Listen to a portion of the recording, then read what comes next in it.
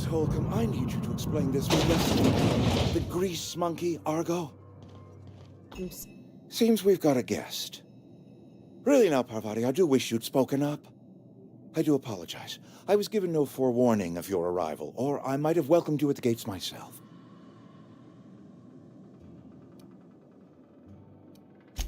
You were saying, Miss Holcomb. It's just what Bess needs is a proper refurbish. I can bandage her up and what all, but she's just old. Sorry, I'm sorry. I'll do better. And I do wish you'd stop referring to our cannery as Bess. Personification of company property is strictly contrary to the Spacer's Choice Code of Conduct. My apologies. I am not in the habit of allowing my guests to witness such a row. Now, what can I do for you?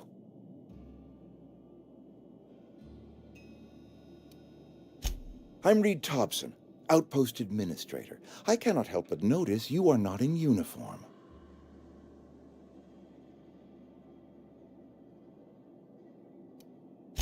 Of course not. I don't have that kind of luck.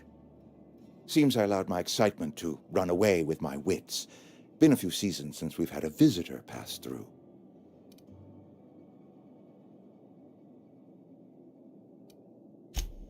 Only regulator we got is hooked up to the town transformer. Mr. Thompson ain't liable to be keen on dismantling it. I beg your pardon. I am most emphatically not keen on any such thing. I can't let you have our power regulator.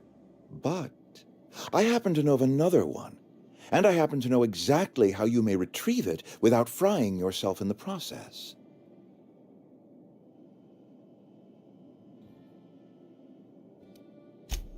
My proposition benefits the both of us. Please, hear me out. There's a power regulator in the old botanical lab. It's mostly abandoned, so all that power is being squandered. Go down to the geothermal plant. Reroute power from the botanical district over to us. Once their power's shut down, you can have their regulator and be along on your way.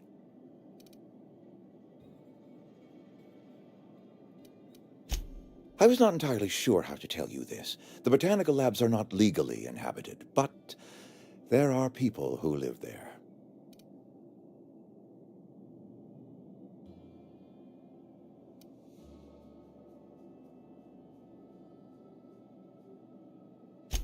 No, I do not imagine they will be pleased. But like a parent disciplining an unruly child, you will be doing them a kindness. The people living in the botanical labs, they're deserters, former workers. I need them back at their posts. I need them to come home.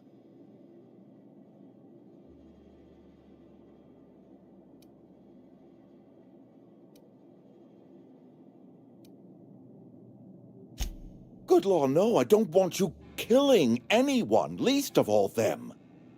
My hope is that by cutting off their power, you will convince those deserters to come back to town. Before you go to the plant, I want you to stop by the botanical lab. Speak to their leader, Adelaide. Tell her the power's about to go, and that it's time her band of deserters came back to town.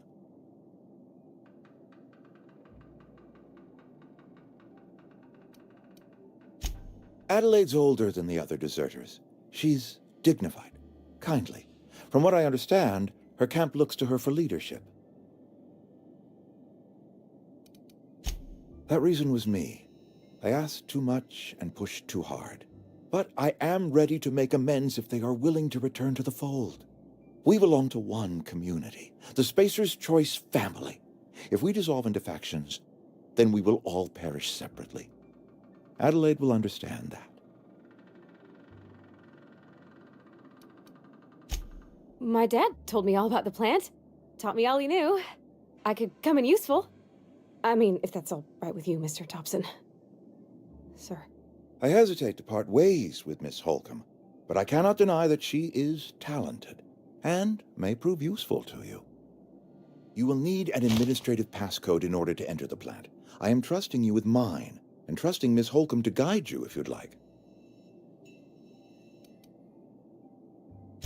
Great!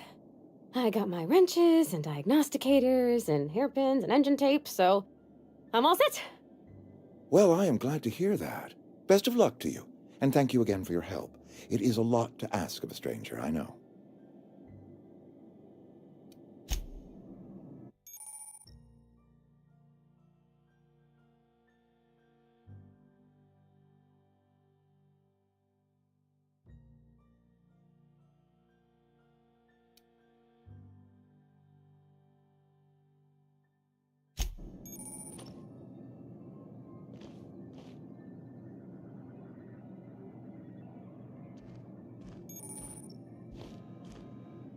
We better clear out of Mr. Thompson's office before we talk.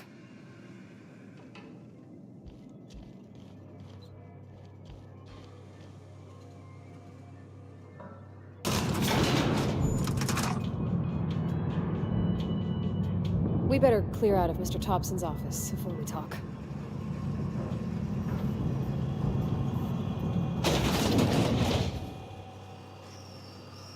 Hey, ma'am, can we talk? Sorry. Can we talk? Sorry. You just want to get out of here. And you likely don't want to tag along like me. It's just, Mr. Thompson has his own view on matters, on account of it's his job and what all, but that's not the only side of the tale. To Mr. Thompson, a person's a gear. It does its job quiet-like. If it squeaks or stutters, it gets replaced. The deserters are decent folk. I knew some of them before they left.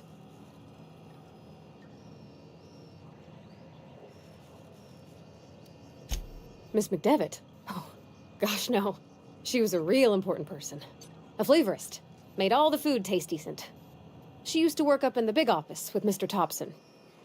Alls I know is she left after her son died. It was a real big to-do. I could hear them both yelling clear from my own place.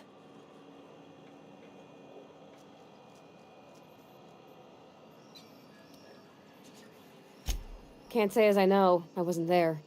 The sound carried, but not the words. If Mr. Thompson ain't of a mind to tell you his own self, you'd best ask Miss McDevitt, if you can get out to her.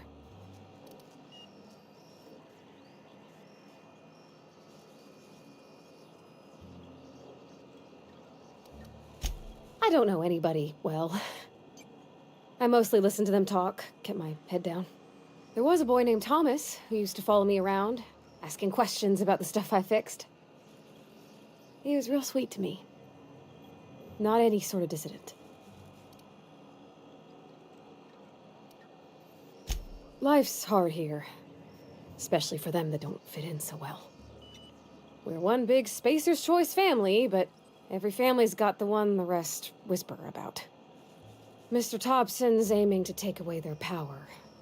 They'll have no lights to see, nor heat to cook. They'll be at the mercy of marauders, or worse. I think you should talk to the town's vicar about it.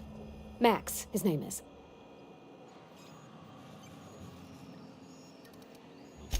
Thanks, ma'am. I just think when you gotta make a decision that'll hurt somebody, it's best to think on the right and wrong of it. That's what my dad used to say anyways.